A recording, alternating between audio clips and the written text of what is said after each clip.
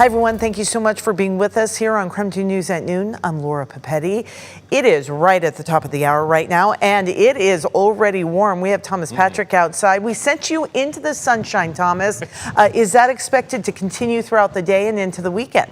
Oh my goodness, Laura, yes, and like a resounding yes with as many explanation points as I could put on the page, because our forecast is quite literally nothing but sunshine. There is absolutely no rain chances, not today, not tomorrow, not this weekend, not probably all of next week. Let's face it, we are settling in to just a very quiet forecast. So it's just a matter of how windy is it going to get? How hot is it getting outside?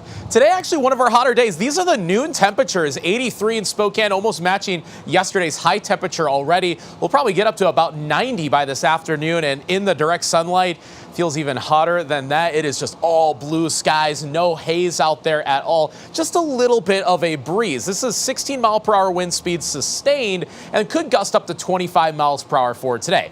No red flag warnings, not quite to that threshold, but I do think today and tomorrow will be a pair of windier days. The reason for that, we actually find ourselves halfway in between the high pressure and the low pressure area surrounding us. So in the middle, that's where our pressure gradient is at its best, and that means that's where the wind speeds will be at their greatest. So today, tomorrow, fairly windy, fairly breezy outside, but boy, is the heat going to start to pour on here. By the way, about 100 degrees in the Tri-Cities today, but otherwise low 90s looking likely this afternoon, and it could even get hotter by the end of the month. So coming up, we'll show you the long-term outlook and just show you how many days we'll see into the 90s.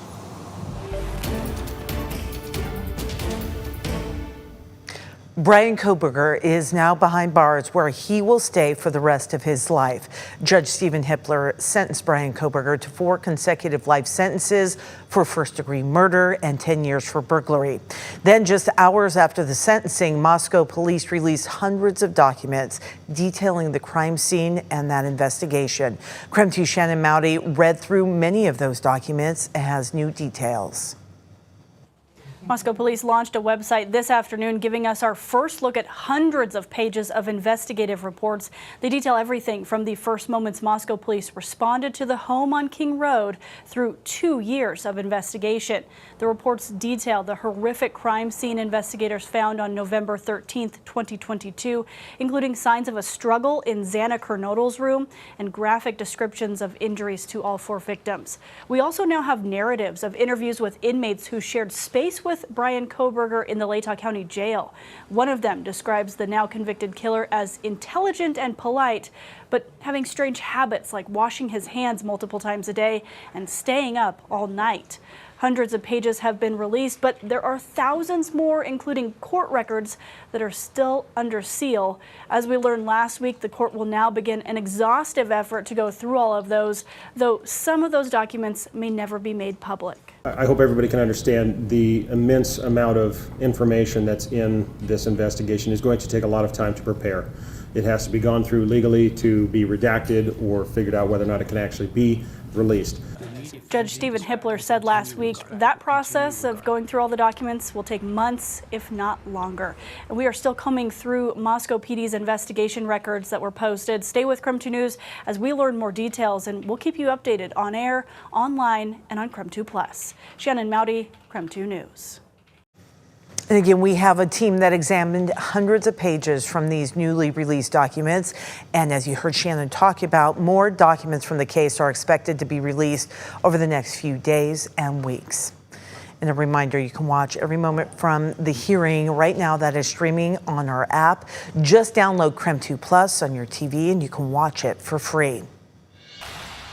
Looking at continuing coverage, the teen suspect accused of hitting and killing 48-year-old Sarah Doxey on Spokane South Hill 1 week ago says he is not guilty. The teen appeared before a judge for his arraignment, where he pleaded not guilty to vehicular homicide, vehicular assault, failure to remain at the scene of an accident, and not having a valid license.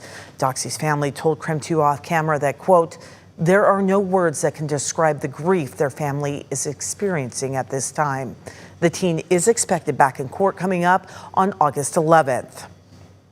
And we do have an update about for drivers in downtown Spokane. Westbound Sprague Avenue will be down to one lane between Bernard Street and Washington Street for a water line repair. The city is not giving many details about how long it will last. We'll keep an eye on it and let you know when the lanes open back up. And then beginning tomorrow night, both directions of the North Spokane corridor between Wellesley and Freya will be shut down. The road will close at 7 o'clock in the evening and will reopen no later than Sunday at 6 a.m. Detours will be available on Freya or Market Streets between Wellesley and Francis Avenues. The Washington Department of Ecology is asking for feedback on potential new battery recycling rules. Right now, they encourage battery recycling, but it's not required. So the new rule would make it so battery companies would have to offer recycling services for different types of batteries. If you have feedback, you can visit the Department of Ecology's website.